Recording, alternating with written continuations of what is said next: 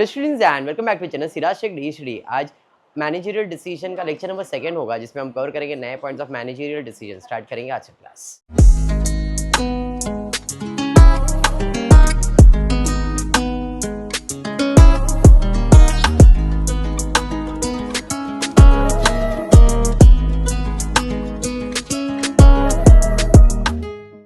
Start करते। In the previous class हमने managerial decision में बताया था मेक और बाय वाला सम, अगर आपको याद हो तो। मेक और बाय वाले ही लेक्चर्स हैं, 3 लेक्चर्स होंगे मेक और बाय वाले, एंड देन फिर अपग्रेड कर देंगे। मैंने बताया था थोड़ा सा टॉपिक वास्ट चलने वाला है ये इसके। हाँ, बट अभी आपके सिलेबस में जो टेक्स्ट बुक में सम्स दिया है उसमें मेक और बाय के साथ साथ परचेज और सेल्स वाले भी ऑप्शंस दिए हुए, फिर प्रॉफिट वाले भी क्वेश्चंस दिए हुए, मर्जर के भी क्वेश्चंस दिए हुए। तो आईना पूरे मैंने चेक किया तो उसके अंदर और है टाइप्स, तो लेक्चर्स होंगे इसके थोड़े। ठीक है, चलिए देखते हैं। पिछले क्लास में शायद हमने यही कंप्लीट किया था, आइडल कैपेसिटी। यस, स्टार्ट कर। क्वेश्चन दिया है green limited produce 20,000 unit of a part number 47। एक कोई पार्ट है, पार्ट नंबर 47। कितना प्रोड्यूस कर रहा हूं मैं? 20,000 unit every month and use it in assembling a product. वो प्रोडक्ट बना के हम कोई प्रोडक्ट में जिसका मिसिंग पार्ट रखा उसमें जाके वो इंस्टॉल करते ताकि वो प्रोडक्ट कंप्लीट हो सके। समझ में आया यहाँ तक? से इंफॉर्मेशन है। It cost structure is as follow, जिसमें वेरिएबल कॉस्ट पर यूनिट लगता है, फिक्स कॉस्ट फिक्स है, तो टोटल कॉस्ट हो गया 15 रुपया लग रहा है। आगे दिया है it is propose to obtain the part from an open market at 12 per unit. हम बना रहे तो हमको खर्चा कितना आ रहा है? 15, और ओपन मार्केट से खरीदेंगे तो कितने में पड़ेगा? 12 रुपए per unit. Is it possible to hire out the idle facilities at rupees? अभी देखो उसने ऑप्शन दिया है, इट इज पॉसिबल पहला to hire out the idle facilities at rupees 30,000 per month, और to produce the product X using an idle facility 5,000 units per month can be produced at a variable cost of rupees 40 each, which can be sold at 50 per unit. Interest on the investment may be ignored. You are required to advise the management on the above option and help in arriving at a correct decision whether to make or to buy. Question में दिया हम एक product बना रहे, 20,000 unit बना रहे। ठीक है, वो बनाने में हमको खर्चा कितना आ रहा है? 15 रुपया आ रहा है। हम ओपन मार्केट से खरीदेंगे तो एक पीस हमको कितने पड़ेगा? 12 रुपए में। अब हमारे पास है ऑप्शन, या तो हम खरीद ले बाहर से और जो जगह पड़ा है उसे भाड़े पे दे दे, 30,000 भाड़े पे, या फिर उसी जगह पे अपनी मशीन इंस्टॉल वगैरह कर दे और हम खुद ही बनाएंगे। वो कितने में पड़ जाएगा? 40 में, और उसे बेच कितने में सकते हैं हम लोग? 50 में। और वो आइडल जगह पे कितना यूनिट प्रोड्यूस कर सकते हैं? 5,000 एक्स्ट्रा यूनिट और प्रोड्यूस कर सकते हैं। नॉर्मली अपन कितना प्रोड्यूस कर रहे थे? 20, और 5,000 यूनिट बनाएंगे जिसका खर्चा कितना आने वाला है? 40। इतना क्वेश्चन समझ में आया है? हाँ या नहीं? चलिए देखते आगे क्या दिया। Cost of purchase 20,000 unit. अगर हम 20,000 यूनिट परचेज करने का सोच रहे हैं 12 रुपए के हिसाब से, तो एक यूनिट का खर्चा मतलब 20,000 यूनिट का खर्चा कितना आएगा? 2,40,000।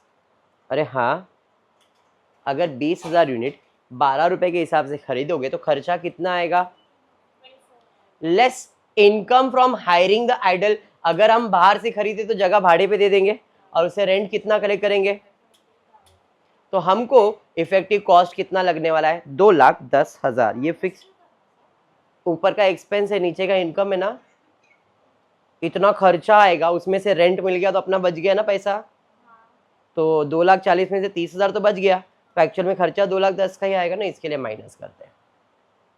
Variable cost for making 20,000 unit. Variable cost कितना था हमारा?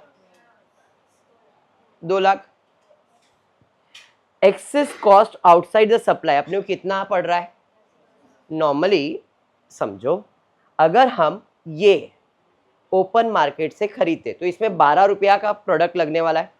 20,000 यूनिट बनाने में कितना खर्चा आएगा? ये तो आएगा। अब जब आप बाहर से खरीद रहे तो आपका जगह खाली पड़ा है, उसे आपने रेंट में दिया, 30,000 कमा लिया, मतलब 2,40,000 का खर्चा नहीं, खर्चा कितने का हो रहा है? 2,10,000। अरे समझ में आ रहा है? अब वही जगह पे अगर, क्योंकि ये 12 रुपया वेरिएबल ही है, फिक्स्ड नहीं है उसके अंदर, ये बात मैंने पहले बताया, फिक्स खर्चा फिक्स ही होता है, चाहे तुम बाहर से खरीदोगे तो रेंट तो आने वाला ही है, तो रेंट का खर्चा तो फिक्स ही है। मतलब हम हमारे गोडाउन में जब प्रोडक्ट बना रहे तो 20,000 यूनिट बनाने का खर्चा कितना है, 2 लाख, और वही जगह पे हम जब बाहर से खरीद रहे तो बनाने का खर्चा कितना है, 2,10,000। तो इसका मतलब एक्स्ट्रा कितना पैसा देना पड़ रहा है मुझे, समझा या बाउंसर गया? पक्का समझा है? वापस एक बार सुजल। हाँ हाँ, जो चिट्ठी आया उसके लिए सेंटा तो बनना ही है, तो ज्यादा सोच मत। हाँ हाँ, बस अपने लाइफ में वही है, याद करो। हाँ हाँ हाँ, अरे हमने हाँ बोल दिया ना, अभी जिंदगी में वही आएगी, तो ध्यान दे बेटा, टिंग, ध्यान दे। नया स्टार्ट करे बेटा, तू क्यों उदास है, तेरे को कोई और आया है? आएगा वही, चलो स्टार्ट कर दे वापस एक बार। Sakshi, how are you? Looking good, great. बोलना पड़ता है, तू ध्यान दे, इधर भड़कती है, वापस ध्यान दे। तो रिया, अगर मैं गुड्स बना रहा हूं तो मेरा वेरिएबल खर्चा कितना है, 10 रुपया, तो 20,000 यूनिट इंटू 10 करूंगा तो मेरा खर्चा 2 लाख ही आ रहा है। अब बाहर से खरीदा तो वेरिएबल खर्चा कितना है, 12 रुपया, तो 20,000 यूनिट 12 में बनाऊंगा तो 2,40,000 होएगा। नहीं सर, अगर बाहर से खरीदे तो 30,000 का इनकम भी तो होने वाला है, तो उस हिसाब से बाहर का खर्चा कितना है वेरिएबल, 2,10,000, और इंटरनल खर्चा कितना है, 2 लाख। तो अगर मैं बाहर से खरीद रहा हूँ, वेरिएबल खर्चा 2,10,000 और इंटरनली कर रहा हूँ तो 2 लाख, तो मुझे एक्स्ट्रा कितना देना पड़ रहा है? अभी समझा क्या? चलिए ठीक है। कंक्लूजन है, the part should not be broad, it should be continue to be made in the factory. Point clear हो गया क्या? हाँ या नहीं? चलिए बढ़ते आगे। सेकेंड पार्ट में बोला है, अगर हम प्रोड्यूस करते हैं, to be produce X using idle facilities, जो जगह खाली उधर 5,000 unit per month can be produce at a variable cost of 40 which can be sold at 50। चलिए ठीक है। Sales value of the product to be produce with the use of idle facility कितना है, 5,000। कितने में बेचोगे, 50, तो ये इनकम हो गया 2.5 लाख का। वेरिएबल कॉस्ट उस पर कितना आने वाला है, 40, तो 5,000 इंटू 40, 2 लाख। तो इसका मतलब मुझे कितना प्रॉफिट होने वाला है, सेल्स माइनस वेरिएबल, उसे क्या कहते हैं, कंट्रीब्यूशन। कितना कंट्रीब्यूशन होगा? फिक्स खर्चा कुछ है क्या अपने पास, जरा देखते हैं। फिक्स खर्चा कुछ दिया था, 5 रुपया ऐसा कुछ दिया है, पर यूनिट के हिसाब से देखेंगे। अब cost of purchase of 20,000 unit, अगर मैं बाहर से मार्केट से वो प्रोडक्ट परचेज करता हूं 20,000, तो उसका कॉस्ट कितना था, 2,40,000। इनकम फ्रॉम यूजिंग कितना, आइडल फैसिलिटी, इधर कितना इनकम हो रहा था मुझे, 50। वापस सुनो क्या कर रहा हूं, मैंने आइडल जगह पे, आइडल जो जगह खाली पड़ा था उधर 5,000 यूनिट बनाया, 5,000 यूनिट बनाया, 50 रुपए में बेचूंगा, मतलब 2.5 लाख रुपया कमाऊंगा, हाँ या नहीं? उसका बनाने का खर्चा कितना लगा था, 40, तो 2 लाख रुपया खर्चा हो गया, तो मेरे को इनकम कितना बचा उसमें, ये समझा या नहीं? मतलब जो आइडल जगह पड़ा था उससे मैंने कितना कमाया, 50,000 रुपया कमाया। एग्री? अब cost of purchasing 20,000 unit at 12, अगर हम बाहर मार्केट से खरीदते हैं तो अपने को 12 रुपया में पड़ रहा है, मतलब 2,40,000 में पड़ रहा है। ये तो हमने आइडल जगह पे बनाया तो 50,000 बच गया। अगर वही जगह पे मैं बाहर से खरीदता तो मुझे खर्चा कितना आ रहा है, लेकिन उसको भाड़े पे दे सकता हूँ क्या अब, क्योंकि उधर तो मैं प्रोड्यूस कर रहा हूँ, और उधर से इनकम कितना जनरेट कर रहा हूँ मैं, 50,000 जनरेट कर रहा हूँ। तो 2,40,000 माइनस अगर 50,000, मुझे कितना बचता है कॉस्ट, जबकि मुझे बनाने का खर्चा कितना आ रहा है वेरिएबल, 2 लाख। तो ऐसे सिचुएशन में हमको क्या करना चाहिए, वो भाड़े पे देना चाहिए कि खुद बनाना चाहिए? समझा क्या बोल रहा हूँ? ये भाड़े पे दिया तो उसका खर्चा 2,10,000 हुआ, और अगर मैं खुद बना रहा हूं तो उसका खर्चा 1,90,000 होता है बाहर का प्रोडक्ट खरीदने से। फर्क समझ में आया क्या? इस केस में saving in the cost is 10,000, the part should be brought from outside and an idle facility should be used. I hope ये समझ में आया है। फिक्स कॉस्ट तो सब में सेम ही लगने वाला है, आप दिखा सकते हो खर्चा 20,000 इंटू 5, 20,000 इंटू 5 कितना, एक 10,000 का खर्चा जो है 1 लाख का वो खर्चा, तो दोनों में फिक्स प्रॉफिट तो डिफर करेगा ही नहीं। आप किधर भी फिक्स कॉस्ट यूज करो, फिक्स तो फिक्स ही रहने वाला है, तो उससे प्रॉफिट में कोई चेंज आने वाला नहीं है, इसलिए यूज नहीं किया है, बाकी कोई रीजन नहीं है। डन है या बाउंसर है? पक्का समझा है सब?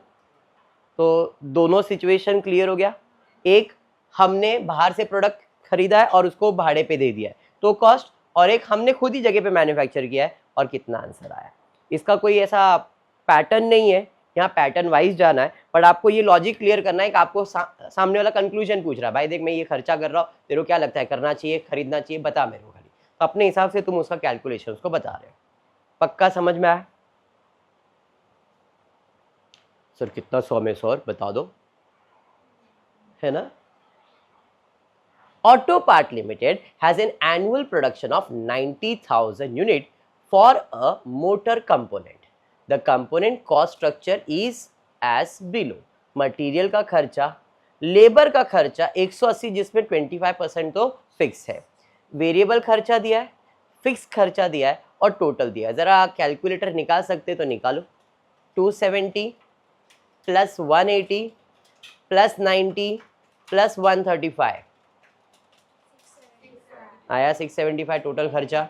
इतना ध्यान रखना, इस 180 में 25% फिक्स खर्चा है, तो आप इधर बाइफरकेट कर सकते हो, ठीक है। हम कितना यूनिट प्रोड्यूस कर रहे हैं? 90,000। The purchase manager has an offer from a supplier who is willing to supply the component at 5.40। 540 रहेगा अगर टेक्स्ट बुक है आप लोग के पास। कितना है? 5.40 है, ठीक है। अभी 5.40 है तो फिर 5.40 रखने देता हूँ, बाकी चेक कर लेता हूँ। मेरे हिसाब से शायद 540 होना चाहिए, क्योंकि ये 675 का खर्चा है तो 540 रहेगा। अगर 5 रुपीज़ 40 पैसे तो 5 रुपीज़ 40 पैसे, मेरे को कुछ नहीं है। Should be component be purchase और production should be stop. Second, assuming the resources are now used for this component, manufacturer are to be used to produce another। पहला ए वाला कर लेता हूँ, चलो। First A, statement showing variable cost and purchase cost of the component used by auto part। Variable cost कितना है जरा देखता हूँ। Material is a variable cost 270 रुपए, 90,000 इंटू 270 करो,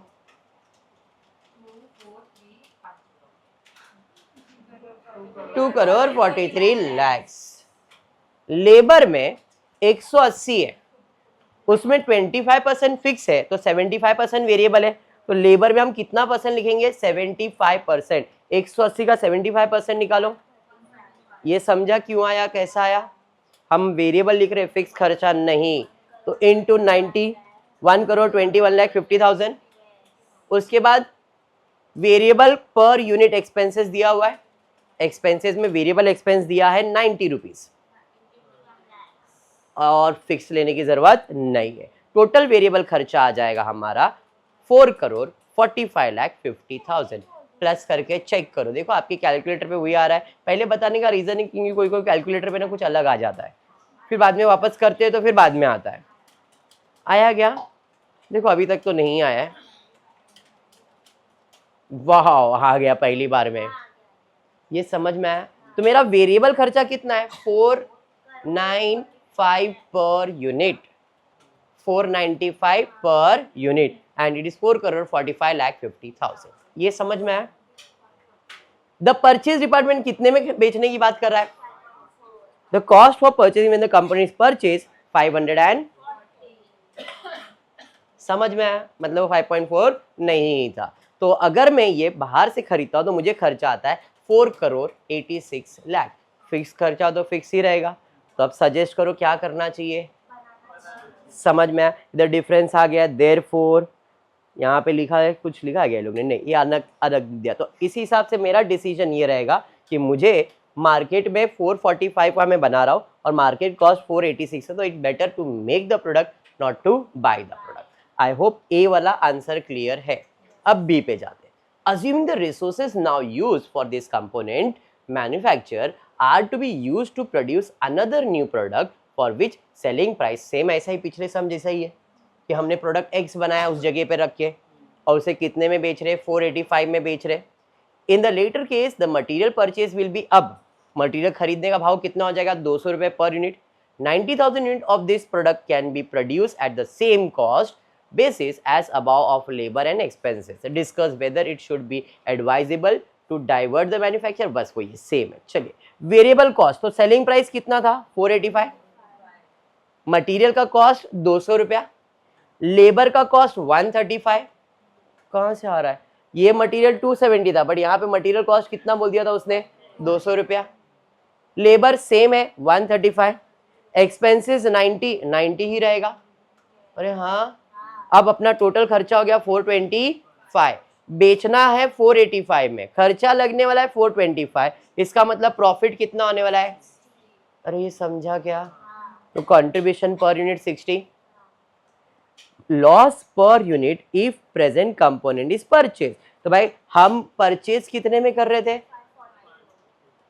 बराबर है, तो टोटल वेरिएबल कॉस्ट कितना आ रहा था 495, 540 माइनस 495, तो इधर कितना आ रहा है प्रॉफिट, इधर का कंट्रीब्यूशन कितना है 45, यहाँ पे कितना है 60, नहीं बाउंस छुश. अगर मैं बाहर से खरीदता हूं तो बाहर से खरीदने का भाव कितना है, और हम बना रहे कितने में,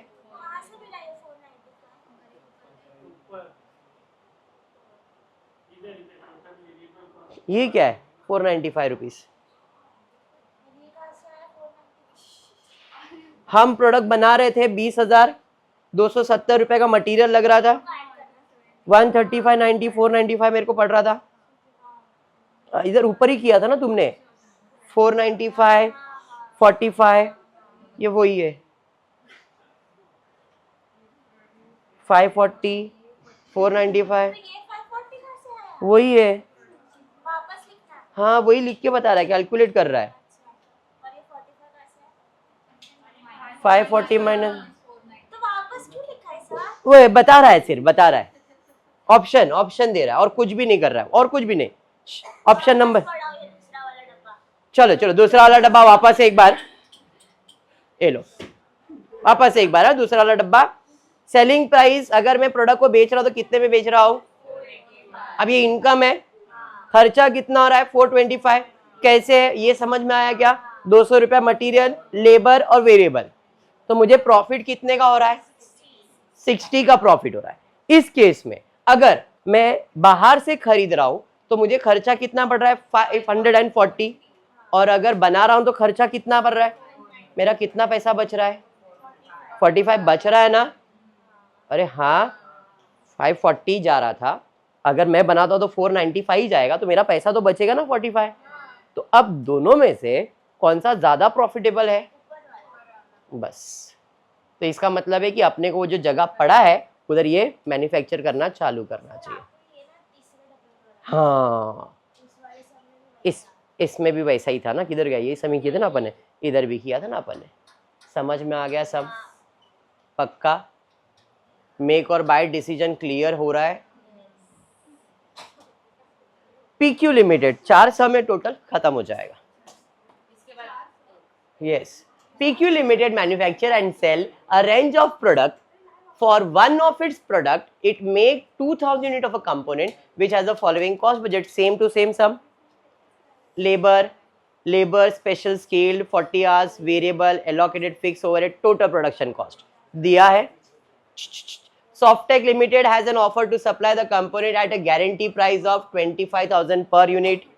If the component is not manufactured by PQ Limited, all the direct labor thus realized can be employed in increasing the production. ये सब सेम भाषण रहता है, तो डायरेक्टली स्टार्ट कर रहा हूँ. सबसे पहला मटेरियल का खर्चा कितना आने वाला है, देखो